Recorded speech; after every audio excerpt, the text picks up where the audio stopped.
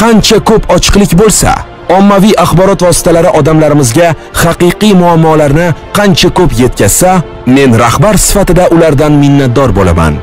Shavkat Mirziyoyev moddasi bo'yicha 15 ta odamga ma'muriy bayonnoma tuzishim kerak bu oy davomida. Bu degani 15 ta odamni yo 5 sutkadan 15 sutkagacha sud orqali operatorlar sud orqali qamashimiz kerak. Haq-huquqlari buzilgan fuqaro men oldimga kelib murojaat qilsa, tegishli ma'muriy bayonnoma tuzaman. O'limdan chiqsa ogohlantirsam, ogohlantirishimga qaramasdan huquqlar davom etsa, keyin tuzaman. Bu uyushtirib, u qilib, bu qilib, fuqaroni ko'zdan quvib, nazor o'rnatib, qanaqasiga bu bo'lishi mumkin? Bu to'g'ri keladimi? Misol uchun, qachongacha fuqarolarni qiynaymiz biz? Bu shaffof bo'lish kerak emasmi? Az haq-huquqni talab qilgan rahbar, misol haq-huquqni talab qilsangiz, rahbarga ig'vogar bo'lasiz. Xizmatini qilsangiz, u bo'lasiz. Yo bitta gap yetkazsangiz, kazul bo'lasiz. Bu nima bo'lishi ham bu tizimda biz tushunmay qolyapmiz, bilmay qolyapmiz. O'zingiz buni misol uchun men Nachalnik militsiyani Hamqishlog'idan nechta rahbar bor ekan bizda shaharda. O'zining shogirdi qayerda ishlayapti ekan. Bu salohiyatiga, bilimiga qarab qo'yilmaydimi rahbarlikka?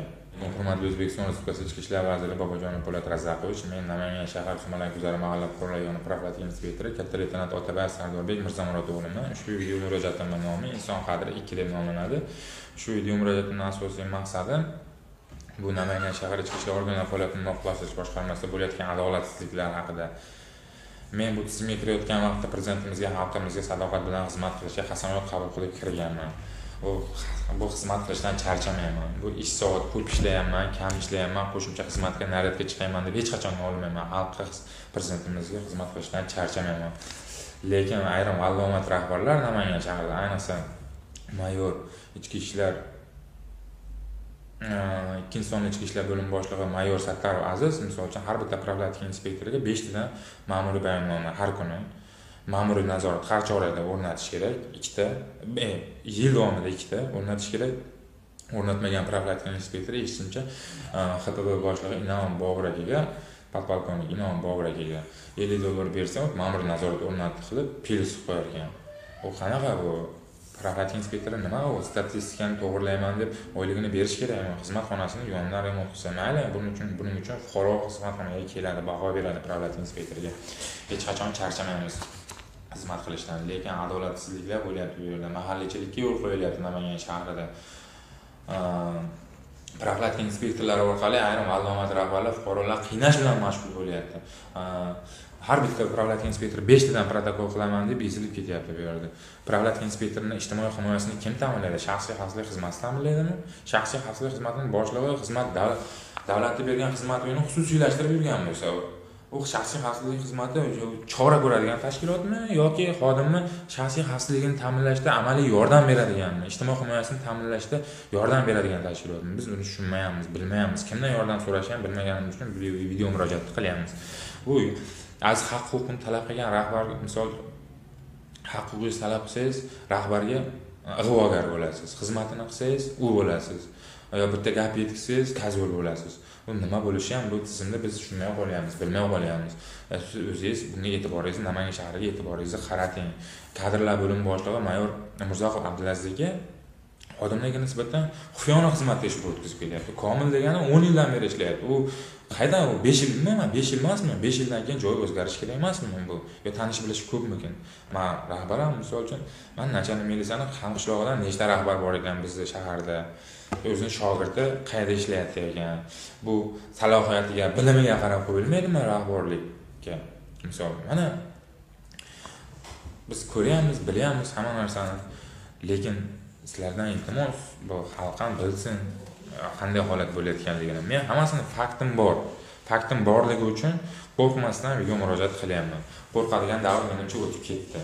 Bu ommaviy axborot vositalari ham, misol uchun jurnalistlar ham xalq bilan ishlaydigan profilaktika inspektori, yo'l harakat xavfsizlik xizmati, PPS xodimlarini misol uchun matbuot anjumaniga o'sha ko'rsatuvlariga taklif qilsa, misol uchun kelib chiqayotgan nizolarni qanday holatini sizlarga tushuntirib beradi. Bu xodim bilan ishlaydigan rahbar aytsanglar, unga xizmat tekshiruvi o'tkazilyapti, u qilyapti, bu qilyapti deb o'tib ketilyapti. U xodimning ham haq-huquqlari bordir. Misol uchun 5 qo'l barobar emas-ku. Misol xodimning ham yaxshisi ham bor, yomoni ham bor. Fuqaroning ham xuddi shunday. Men shaxsan menga ma'muriy javobgarlik to'g'risidagi kodeksda 183-moddasi bo'yicha 15 ta odamga ma'muriy bayonnoma tuzishim kerak bu oy davomida.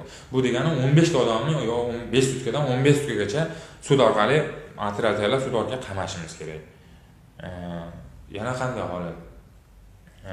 5 tadan protokol qilinsa, bu eng kam ishlayotgan men oddiy sinfdoshim misol 100 ming so'mga qurilishda qiynalib 100 ming so'mga ishlaydi. Lekin unga men kimdir protokol tuzsa, men misol qiynalaman. Shunga protokol tuzdi-ya, o'zi 100 mingdan ishlardi-ya deb. Lekin tuzaman men ham. Haq-huquqlari buzilgan fuqaro men oldimga kelib murojaat qilsa, tegishli ma'muriy bayonnoma tuzaman. O'limdan chiqsa ogohlantirsam, ogohlantirishimga qaramasdan huquqbuzarlik davom etsa, keyin tuzaman. Bu uyushtirib, u qilib, bu qilib, fuqaroni ko'zdan quvib, nazor o'rnatib, qanaqasiga bu bo'lishi mumkin? Bu to'g'ri keladimi? Misol uchun, qachongacha fuqarolarni qiynaymiz biz? Bu shaffof bo'lish kerak emasmi boshqaruv? Shaffof bo'lish uchun misol uchun ongli, bilimli rahbarni qo'yish kerak. Bu rahbar noto'g'ri o'zini kursini yo'qotib qo'yishdan qo'rqib, bu yuklamalarni bajarib, ko'rsatkichni yaxshilab bu lavozimda qolish uchun profilaktika inspektorlari orqali qachongacha fuqarolarni qiynaydi? Men oddiy misol, menga mahallangi bo'y fuqarosini olib kelib, mahallangi jinoyatchilikni oldini olish bo'yicha kamera o'rnatib beraman, sindirib beraman, gaplashib beraman. Sen gaplashgan boshqa, men gaplashgan boshqa, xizmatingni qiladi. Menga xizmati kerak emas, men hech qachon ta'minlab bermayman. 5-10 ta odamni ish bilan ta'minlagan tadbirkorga qanday tegaman? Bitta uni oldida ham tilim qislar-ku. U xizmat qilgan xodim yaxshi, fuqaroni oldini olgan xodim advokat bo'lib qoladi ularga majoziy ma'noda. Advokatmisan deb boshlaydi. U Tarkiyaga qarshi kurash agentligi ham misol uchun bu rahbarlarni mol-mulkni deklaratsiya qiladimi? Qanday qurilish qilyapti? Mana bu yoqda molxona quryapti ekan, 100 ta molni qanday oladi? 100 ta molga. Mana yerda biz nachani ham qurilish qilyapti. Mayli, minnat qilmaymiz biz. Akfasini, shag'alini, turpog'ini, hamma narsasini qilib berilyapti-ku. Shu kungacha qilmagan nachanlik bo'lganda qilinyapti. Qanday o'zi tushunish mumkin? Men shaxsan oyligim yarmi kreditga o'tib ketadi. Yarmi tirikchilikka bo'ladi. U yarmini rahbarga xizmat qilayman. Shaxsiy xizmatini yuklamasini bajarayman, noto'g'ri yuklamasini. Yuklama bajarmasang yig'ilishda enang ham qolmaydi, otang ham qolmaydi. Oilada yagona boquvchi men bo'lsam. Bunga men shaxsiy xizmatni onamni kim boqadi? Bola chaqam bor. Men hech qachon u xizmatni qilishni xohlamayman, hamma shaffof bo'lsin. Boshqaruv. Ismoilov Hasanboyga bor profilaktika inspektori. Mana kadrlar boshlig'i ixtiyoriy xizmat tekshiruvi o'tkazib, kapitan staj leytenant qilib qo'ydi. Sudda yutib chiqib, yana kapitan tiklandi mana. Nazor o'rnatmagan Yusuf Bekzod aka bor. Uni ham attestatsiyaga qo'yib qo'ydi, nazor o'rnatmagan deb turib 9 oylik yakuna bo'yicha. Endi rahbarga yoqqan xodim, xizmat qilgan xodim ishlayveradi, qolgan xodim boshida kalta sinaveradimi? Qachongacha? Muammoni olib chiqqan xodim bilan ishlash biz tizimda yaxshiroq. Muammo chetda qolib ketadi. Men buni bilaman, tushunaman hamma narsani. 2020-yil davomida toifa olmadim deb tishimmoqni ham ko'rsatmadim. 2018-yildan beri xizmat guvohnomasi, fuqaroni oldiga borsam xizmat guvohnomangiz tilim aylanmay qoladi men. Xizmat guvohnomasi xizmat qilib kelaman. Unvon masalasini gapirmasa ham bo'lardi. 2015-yil akademiyani bitirganman. U gapirmasa ham bo'lardi. Ana hali ham staj leytenant bo'lib yuribman. Shakl 1, shakl 2 kitobdagi murojaatlar fuqarolar murojaatlariga Sattarov Aziz mana tekshirsa 95% ga tezkor tergov guruhini chiqarmaydi, latent jinoyat ko'payishi yo'l qo'yib beryapti. U nimaga jinoyatchilikni kamaytirsa, protokolni ko'p tuzdirsa, nadzorni o'rnatsa, 183, 194 tig'ani aniqlasa, buni ko'rsatkich ko'tariladi. Bu kursda yaxshi ishlayapti, bu yaxshi ishlaydigan rahbar ekan deb baho berilar ekan. Profilaktika inspektoriga, rahbarga xalq baho beradi-ku, qanday ishlayotganligiga. Prezidentdan tortib eng quyi tizimda ishlaydigan xodimgacha xalq baho bersa kerak, adashmasam. Sizga ham xalq baho beradi, bizga ham xalq baho beradi. Mana mening mahallamda ijtimoiy so'rovnoma o'tkazsin, Sardor yaxshimi yomonmi? Ustimdan arizalarni uyushtirib, fuqaro ariza qilmasa, turli xil savollar, yo'naltiruvchi savollar berib, bildirgi bilan murojaat qilib jinoyat ishi qo'zg'atirsa, endi adolatli sud bor, endi sudda xudo xolasa, endi o'zim bilaman qanday nima qilishi, lekin shu kungacha sarson bir raspоряжение kadrga olib qo'yapti mana misol uchun xizmat tekshiruvi o'tkazib. Oilamni kim boqadi? Yagona boquvchi men bo'lsam. u men bilan gaplashmasdan so'rab, men bilan hech kim gaplashmasdan turib ham qandaydir ehtiyot chorasi qo'llayman deyapti. Va prokuraturaning xodimi namanganliklarga chiqdi. Mana unga hech kim rasmiy munosabat ham bildirilmadi. Bu yana Sardor chiqarib yubordi profilaktika inspektori deb. U ertaga kim u gapirsa ham o'ylab gapirishni xohlardim. Hech qachon men xalqqa xizmat qilishdan charchamayman. Qo'shimcha xizmat mayli 2 soatdan ham hech qachon nolimayman. Xudoga shukr. Ishlayman, shu orqali oilamni boqaman. Lekin bu rahbarlarga kim baho beradi? Bu meni mahallamda ijtimoiy so'rovnoma o'tkazsin, kesin Sardor qanaqa profilaktika inspektori. Rahbarlar baho bermasin profilaktika inspektori sizlardan iltimos. Yana nima? Shaxsiy xavfsizlik xizmati misol uchun yordam so'rash kerak yo'q. U shaxsiy xavfsizlik xizmatining boshlig'i berilgan xizmat uyini xususiylashtirish uchun ovora bo'lib xususiylashtirib olgan bo'lsa, qanday biz boramiz? Uni eshityapmiz, bilyapmiz. U chora ko'radigan tashkilot bo'lib qoldi. U xodimning ijtimoiy himoyasini hech kim ta'minlamayapti ichki ishlar organlarida. Biz ham O'zbekiston Respublikasi fuqarosimiz.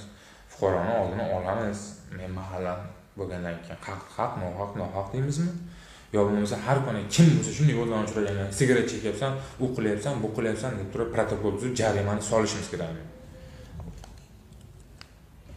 Nadzor o'rnatish masalasi, hamma narsa. Mahalladagi aytdim bu narsalarni. Endi o'zingiz e'tiboringizni qarating. Bu faktlarim bor, o'rganib chiqishingizni so'rayman sizdan iltimos. Bu sun'iy arizalarni ko'paytirishda bu vallomat rahbarlari ko'paytiryapti. Yoqmagan xodimni yo'qotyapmiz.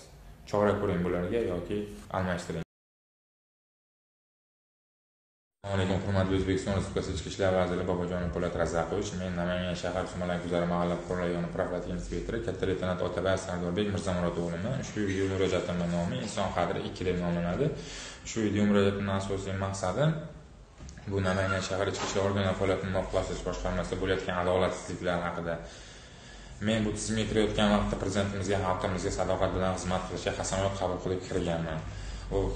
Bu xizmat qilishdan charchamayman. Bu ish soat ko'p ishlayapman, kam ishlayapman, qo'shimcha xizmatga naryadga chiqayman deb hech qachon olmayman. Xalqqa, prezidentimizga xizmat qilishdan charchamayman. Lekin ayrim vallomat rahbarlar Namangan shahrida, ayniqsa mayor ichki ishlar ikkinchi sonli ichki ishlar bo'limi boshlig'i mayor Sattarov Aziz misol uchun har bitta profilaktika inspektoriga 5 tadan ma'muriy bayonnoma har kuni ma'muriy nazorat har chorada o'rnatish kerak. 2 ta yil davomida 2 ta o'rnatish kerak. O'rnatmagan profilaktika inspektori eshitishimcha XTB boshlig'i Inom Bobur akaga, podpolkovnik Inom Bobur akaga $50 bersa, ma'muriy nazorat o'rnatib qilib, pils qo'yarkan. U qanaqa bu profilaktika inspektori nima u statistikani to'g'rilayman deb oyligini berish kerak. Xizmat xonasini yonidan remont qilsa mayli, buning uchun fuqaro xizmat xonasiga keladi, baho beradi profilaktika inspektoriga. Hech qachon charchamaymiz xizmat qilishdan. Lekin adolatsizliklar bo'lyapti bu yerda. Mahallichilikka yo'l qo'yilyapti Namangan shahrida. Profilaktika inspektorlari orqali ayrim vallomat rahbarlar fuqarolar qiynash bilan mashg'ul bo'lyapti. Har bitta profilaktika inspektori 5 tadan protokol qilaman deb ezilib ketyapti bu yerda. Profilaktika inspektorining ijtimoiy himoyasini kim ta'minlaydi? Shaxsiy xavfsizlik xizmati ta'minlaydimi? Shaxsiy xavfsizlik xizmatining boshlig'i xizmat davlatga bergan xizmat uyini xususiylashtirib yurgan bo'lsa, u shaxsiy xavfsizlik xizmati chora ko'radigan tashkilotmi yoki xodimni shaxsiy xavfsizligini ta'minlashda amaliy yordam beradiganmi, ijtimoiy himoyasini ta'minlashda yordam beradigan tashkilotmi? Biz buni tushunmayapmiz, bilmayapmiz. Kimdan yordam so'rashni ham bilmaganimiz uchun video murojaat qilyapmiz. Bu az haq huquqini talab qilgan rahbar, misol haq huquqingizni talab qilsangiz, rahbarga ig'vogar bo'lasiz. Xizmatini qilsangiz, u bo'lasiz. Yo bitta gap yetkazsangiz, kazul bo'lasiz. Bu nima bo'lishi ham bu tizimda biz tushunmay qolyapmiz, bilmay qolyapmiz. O'zingiz bunga e'tiboringizni, Namangan shahriga e'tiboringizni qarating. Kadrlar bo'limi boshlig'i mayor Mirzoqov Abdulazizga xodimlarga nisbatan xufiyona xizmat tekshiruvi o'tkazib kelyapti. Komil degani 10 yildan beri ishlayapti. U qaydan u 5 yilmi? 5 yil emasmi? 5 yildan keyin joy o'zgarish kerak emasmi bu? Yo tanish bilish ko'pmikin? Men rahbaram misol uchun, men Nachalnik militsiyani Qamqishlog'idan nechta rahbar bor ekan bizda shaharda. O'zining shogirdi qayerda ishlayapti ekan. Bu salohiyatiga, bilimiga qarab qo'yilmaydimi rahbarlikka? Misol, mana biz ko'ryapmiz, bilyapmiz hamma narsani. Lekin sizlardan iltimos, bu xalq ham bilsin qanday holat bo'layotganligini. Men hammasini faktim bor. Faktim borligi uchun qo'rqmasdan video murojaat qilyapman. Qo'rqadigan davr menimcha o'tib ketdi. Bu ommaviy axborot vositalari ham, misol uchun jurnalistlar ham xalq bilan ishlaydigan profilaktika inspektori, yo'l harakati xavfsizligi xizmati, PPS xodimlarini misol uchun matbuot anjumaniga o'sha ko'rsatuvlariga taklif qilsa, misol uchun kelib chiqayotgan nizolarni qanday holatini sizlarga tushuntirib beradi. Bu xodim bilan ishlaydigan rahbar aytsalar, unga xizmat tekshiruvi o'tkazilyapti, u qilyapti, bu qilyapti deb o'tib ketilyapti. U xodimning ham haq-huquqlari bordir. Misol uchun 5 qo'l barobar emas bu. Misol xodimning ham yaxshisi ham bor, yomoni ham bor. Fuqaroning ham xuddi shunday. Men shaxsan menga ma'muriy javobgarlik to'g'risidagi kodeksda 183 moddasi bo'yicha 15 ta odamga ma'muriy bayonnoma tuzishim kerak bu oy davomida. Bu degani 15 ta odamni yo 5 sutkadan 15 sutkagacha sud orqali materiallar sud orqali qamashimiz kerak. Yana qanday holat? 5 tadan protokol qilinsa, bu eng kam ishlayotgan men oddiy sinfdoshim misol 100 ming so'mga qurilishda ishlaydi, qiynalib 100 ming so'mga ishlaydi. Lekin unga kimdir protokol tutsa, men juda misol qiynalaman. Shunga protokol tutdi, o'zi 100 mingdan ishlardi-ya deb. Lekin tuzaman men ham. Haq-huquqlari buzilgan fuqaro men oldimga kelib murojaat qilsa, jo'q, bitta ishlatib, ma'muriy bayonnoma tuzaman. O'limdan chiqsa ogohlantirsam, ogohlantirishimga qaramasdan huquqlar davom etsa, keyin tuzaman. Bu uyushtirib, u qilib, bu qilib, fuqaroni ko'zdan quvib, nazor o'rnatib, qanaqasiga bu bo'lishi mumkin? Bu to'g'ri keladimi? Misol uchun, qachongacha fuqarolarni qiynaymiz biz? Bu shaffof bo'lish kerak emasmi boshqaruv? Shaffof bo'lish uchun misol uchun ongli, bilimli rahbarni qo'yish kerak. Bu rahbar noto'g'ri o'zini kursini yo'qotib qo'yishdan qo'rqib, bu yuklamalarni bajarib, ko'rsatkichni yaxshilab bu lavozimda qolish uchun profilaktika inspektorlari orqali qachongacha fuqarolarni qiynaydi? Men oddiy misol, menga mahallangi boy fuqarosini olib kelib, mahallangi jinoyatchilikdan oldini olish bo'yicha kamera o'rnatib beraman, sindirib beraman, gaplashib beraman.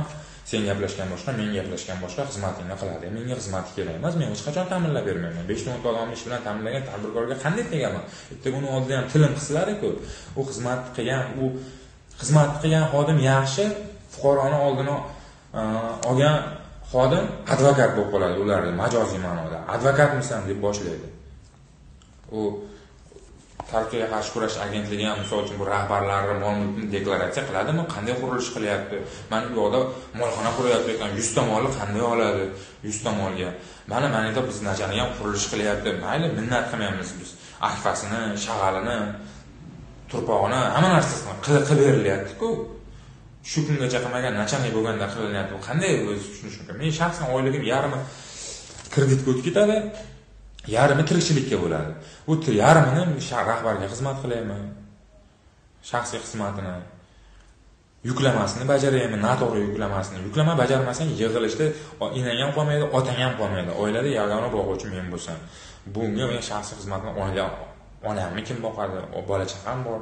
Men hech qachon u xizmatni qilishni xohlamayman, hamma shaffof bo'lsin. Boshqaruv. Masalan, Ismoilov Hasanboyga bor profilaktika inspektori, mana kadrlar boshlig'i ixtiyoriy xizmat tekshiruvi o'tkazib, kapitan staj leytenant qilib qo'ydi. Sudda yutib chiqib, yana kapitan tiklandi mana.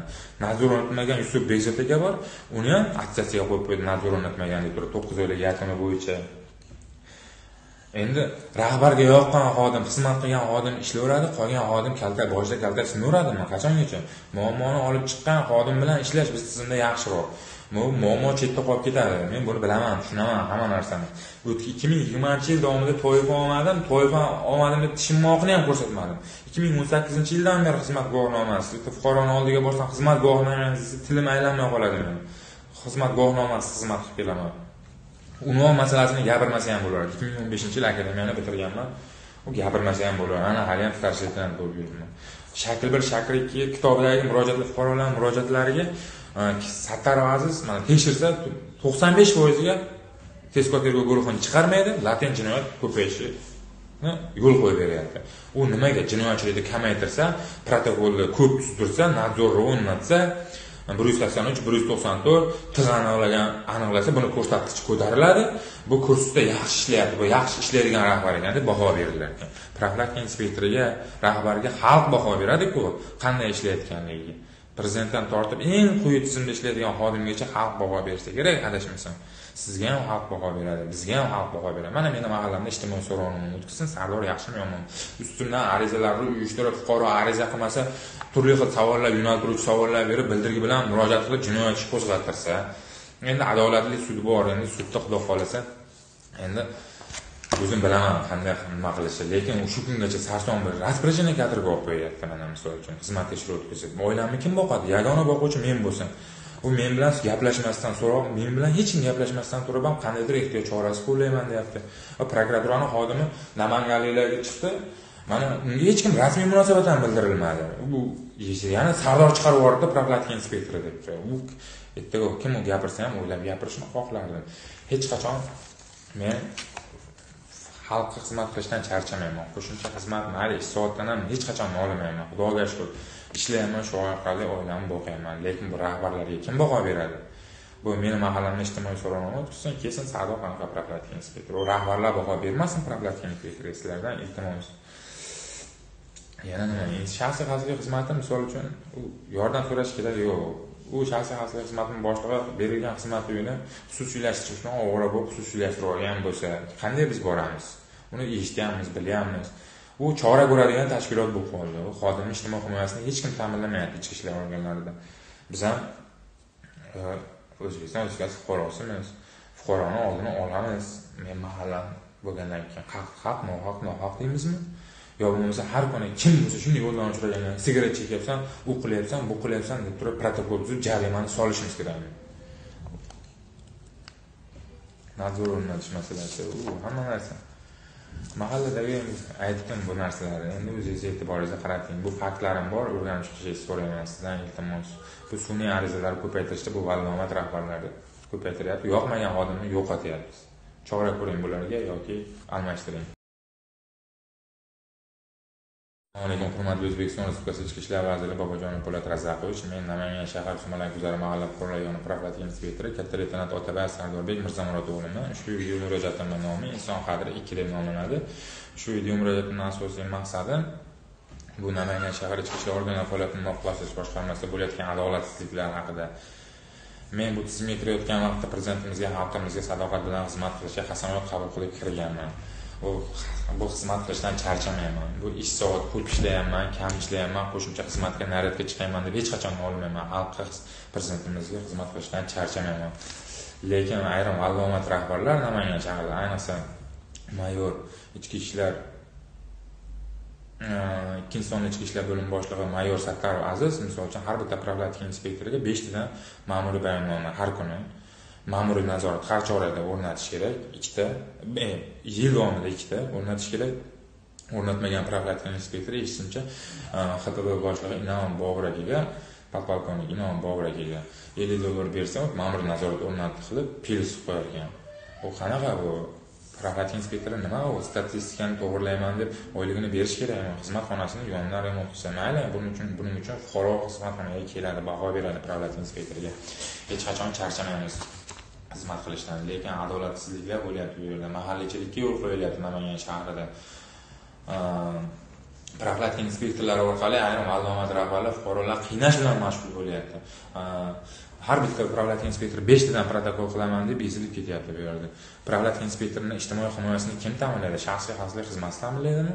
Shaxsiy xavfsizlik xizmatining boshlig'i xizmat davlatga bergan xizmat uyini xususiylashtirib yurgan bo'lsa, u shaxsiy xavfsizlik xizmati chora ko'radigan tashkilotmi yoki xodimni shaxsiy xavfsizligini ta'minlashda amaliy yordam beradiganmi, ijtimoiy himoyasini ta'minlashda yordam beradigan tashkilotmi? Biz buni tushunmayapmiz, bilmayapmiz. Kimdan yordam so'rashni ham bilmaganimiz uchun video murojaat qilyapmiz. Bu az haq huquqini talab qilgan rahbar, misol haq huquqingizni talab qilsangiz, rahbarga ig'vogar bo'lasiz. Xizmatini qilsangiz, u bo'lasiz. Yo bitta gap yetkazsangiz, kazul bo'lasiz. Bu nima bo'lishi ham bu tizimda biz tushunmay qolyapmiz, bilmay qolyapmiz. O'zingiz bunga e'tiboringizni, Namangan shahriga e'tiboringizni qarating. Kadrlar bo'limi boshlig'i mayor Mirzoqov Abdulazizga xodimlarga nisbatan xufiyona xizmat tekshiruvi o'tkazib kelyapti. Komil degani 10 yildan beri ishlayapti. U qaydan u 5 yil nima? 5 yil emasmi? 5 yildan keyin joy o'zgarishi kerak emasmi bu? Yo tanish bilish ko'pmikin? Men rahbaram misol uchun, men Nachalnik militsiyani Qamqishlog'idan nechta rahbar bor ekan bizda shaharda. O'zining shogirdi qayerda ishlayapti ekan. Bu salohiyatiga, bilimiga qarab qo'yilmaydimi rahbarlikka? Misol, mana biz ko'ryapmiz, bilyapmiz hamma narsani. Lekin sizlardan iltimos, bu xalq ham bilsin qanday holat bo'layotganligini. Men hammasini faktim bor. faktim borligi uchun qo'rqmasdan uyga murojaat qilyapman. Qo'rqadigan davr menimcha o'tib ketdi. Bu ommaviy axborot vositalari ham, misol uchun jurnalistlar ham xalq bilan ishlaydigan profilaktika inspektori, yo'l harakati xavfsizligi xizmati, PPS xodimlarini misol uchun matbuot anjumaniga o'sha ko'rsatuvlarga taklif qilsa, misol uchun kelib chiqayotgan nizolarni qanday holatini sizlarga tushuntirib beradi. Bu xodim bilan ishlaydigan rahbar aytsalar, unga xizmat tekshiruvi o'tkazilyapti, u qilyapti, bu qilyapti deb o'tib ketilyapti. U xodimning ham haq-huquqlari bordir. Misol uchun 5 qo'l barobar emas bu. Misol xodimning ham yaxshisi ham bor, yomoni ham bor. Fuqaroning ham xuddi shunday. Men shaxsan menga ma'muriy javobgarlik to'g'risidagi kodeksda 183 moddasi bo'yicha 15 ta odamga ma'muriy bayonnoma tuzishim kerak bu oy davomida. Bu degani 15 ta odamni 5 sutkadan 15 sutkagacha sud orqali operatorlar sud orqali qamashimiz kerak. Yana qanday holat? 5 tadan protokol qilinsa, bu eng kam ishlayotgan men oddiy sinfdoshim misol 100 ming so'mga qurilishda ishlaydi, qiynalib 100 ming so'mga ishlaydi. Lekin unga men kimdir protokol tutsa, men juda misol qiynalaman. Shunga protokol tutdi, o'zi 100 mingdan ishlardi-ya deb. Lekin bilaman men ham haq-huquqlari buzilgan fuqaro men oldimga kelib murojaat qilsa, bitta ishlatib ma'muriy bayonnoma tuzaman. O'limdan chiqsa ogohlantirsam, ogohlantirishimga qaramasdan huquqlar davom etsa, keyin tuzaman. Bu uyushtirib, u qilib, bu qilib, fuqaroni ko'zdan quvib, nazor o'rnatib, qanaqasiga bu bo'lishi mumkin? Bu to'g'ri keladimi? Misol uchun, qachongacha fuqarolarni qiynaymiz biz? Bu shaffof bo'lish kerak emasmi boshqaruv? Shaffof bo'lish uchun misol uchun ongli, bilimli rahbarni qo'yish kerak. Bu rahbar noto'g'ri o'zini kursini yo'qotib qo'yishdan qo'rqib, bu yuklamalar bajarib ko'rsatkichni yaxshilab bu lavozimda qolish uchun profilaktika inspektorlari orqali qachongacha fuqarolarni qiynaydi? Men oddiy misol, menga mahallaning boy fuqarosini olib kelib, mahallaning jinoyatchilikdan oldini olish bo'yicha kamera o'rnatib beraman, sindirib beraman, gaplashib beraman. Sen gaplashgan boshqa, men gaplashgan boshqa, xizmatingni qiladi. Menga xizmati kerak emas, men hech qachon ta'minlab bermayman. 5 ta odamni ish bilan ta'minlagan tadbirkorga qanday tegaman? Bitta uni oldida ham tilim qilsalar-ku, u xizmat qilgan xodim yaxshi, fuqaroni oldini olgan xodim advokat bo'lib qoladi ularning majoziy ma'noda. Advokatmisan deb boshlaydi. U Turkiya qarshi kurash agentligi ham misol uchun bu rahbarlarni mol-mulkni deklaratsiya qiladimi? Qanday qurilish qilyapti? Mana bu yoqda molxona quryapti ekan, 100 ta molni qanday oladi? 100 ta molga. Mana yerda biz nachani ham qurilish qilyapti. Mayli, minnat qilmaymiz biz. Akfasini, shag'alini, turpog'ini, hamma narsasini qilib berilyapti-ku. Shu kungacha qilmagan nachanlik bo'lganda qilinyapti. Qanday o'zi tushunish mumkin? Men shaxsan oyligim yarmi kreditga o'tib ketadi, yarmi tirikchilikka bo'ladi. Bu yarmini rahbarga xizmat qilayman. Shaxsiy xizmatini, yuklamasini bajarayman, noto'g'ri yuklamasini. Yuklama bajarmasang yig'ilishda enang ham qolmaydi, otang ham qolmaydi. Oilada yagona boquvchi men bo'lsam. Bunga men shaxsiy xizmatni onamni kim boqadi? Bola chaqam bor. Men hech qachon u xizmatni qilishni xohlamayman, hamma shaffof bo'lsin. Boshqaruv. Ismoilov Hasanboyga bor profilaktika inspektori. Mana kadrlar boshlig'i ixtiyoriy xizmat tekshiruvi o'tkazib, kapitan straj leytenant qilib qo'ydi. Sudda yutib chiqib, yana kapitan tiklandi mana. Nazor o'rnatmagan Yusuf Bekzod aka bor, uni ham attestatsiyaga qo'yib qo'ydi, nazor o'rnatmagan deb turib 9 oylik yakuni bo'yicha. Endi rahbarga yoqqan xodim, xizmat qilgan xodim ishlayveradi, qolgan xodim boshida kaltak sinaveradimi? Qachongacha? Muammoni olib chiqqan xodim bilan ishlash biz tizimda yaxshiroq. Muammo chetda qolib ketadi. Men buni bilaman, tushunaman hamma narsani. 2020-yil davomida toifa olmadim deb tishimmoqni ham ko'rsatmadim. 2018-yildan beri xizmat guvohnomasi, fuqaroning oldiga borsam xizmat guvohnomangizni tilim aylanmay qoladi men. Xizmat guvohnomasi xizmat qilib kelaman. Unvon masalasini gapirmasa ham bo'lardi. 2015-yil akademiyani bitirganman. U gapirmasa ham bo'lardi. Ana hali ham starsiydan bo'lib yuribman. Shakl 1, shakl 2 kitobidagi murojaatlar fuqarolarning murojaatlariga Sattarov Aziz mana tekshirsa 95%ga tezkor tergov guruhining chiqarmaydi, latent jinoyat ko'payishi yo'l qo'yib beryapti. U nimaga jinoyatchilikni kamaytirsa, protokolni ko'p tuzdirsa, nadzorni o'rnatsa, 183, 194 tig'ani aniqlasa, buni ko'rsatkich ko'tariladi. Bu kursda yaxshi ishlayapti, bu yaxshi ishlaydigan rahbar ekan deb baho berilar ekan. Profilaktika inspektoriga, rahbarga xalq baho beradi-ku, qanday ishlayotganligiga. prezidentdan tortib eng quyi tizimda ishlaydigan xodimgacha xalq baho bersa kerak, adashmasam. Sizga ham xalq baho beradi, bizga ham xalq baho beradi. Mana meni mahallamda ijtimoiy so'rovnoma o'tkazsin, Sardor yaxshimi yomonmi? Ustimdan arizalarni uyushtirib, fuqaro ariza qilmasa, turli xil savollar, yo'naltiruvchi savollar berib, bildirgi bilan murojaat qilib jinoyat ishi qo'zg'atirsa, endi adolatli sud bor, endi sudda xudo xolasa, endi o'zim bilaman qanday nima qilishi, lekin shu kungacha sarson bir raspоряжение katirib olib qo'yapti. Mana misol uchun xizmat tekshiruv o'tkazib, oilamni kim boqadi? Yagona boquvchi men bo'lsam, u men bilan gaplashmasdan so'rab, men bilan hech kim gaplashmasdan turib ham qandaydir ehtiyot chorasi qo'llayman deyapti. Prokuraturaning xodimi Namanganliklarga chiqdi. Mana unga hech kim rasmiy munosabat ham bildirilmadi. Bu yana Sardor chiqarib yubordi, profilaktika inspektori debdi. U ertaga kim u gapirsa ham o'ylab gapirishni xohlardim. Hech qachon men xalqqa xizmat qilishdan charchamayman. Qo'shimcha xizmat mayli 2 soatdan ham hech qachon olmayman. Xudoga shukr. Ishlayman, shu orqali oilamni boqaman. Lekin bu rahbarlarga kim baho beradi? Bu meni mahallamda ijtimoiy so'rovnoma o'tkazsin, kesin Sardor qanaqa profilaktika inspektori. U rahbarlar baho bermasin profilaktika inspektori sizlardan iltimos. Yana nima? Shaxsiy xavfsizlik xizmati misol uchun u yordam so'rash kerak yo'q. U shaxsiy xavfsizlik xizmatining boshlig'i berilgan xizmat uyini xususiylashtirishni o'g'ri bo'lib xususiylashtirib olgan bo'lsa, qanday biz boramiz? Uni eshitganmiz, bilyapmiz. U chora ko'radigan tashkilot bo'lib qoldi. U xodimning ijtimoiy himoyasini hech kim ta'minlamayapti ichki ishlar organlarida. Biz ham O'zbekiston Respublikasi fuqarosimiz. Fuqaroni oldini olamiz. Men mahallam bo'lgandan keyin haq, nohaq deymizmi? Yo bo'lmasa har kuni kim bo'lsa shunday yo'ldan uchragan, sigaret chekyapsan, u qilyapsan, bu qilyapsan deb turib protokol tuzib jarimani solishimiz kerak. Nadzor o'rnatish masalasi, u hamma narsa.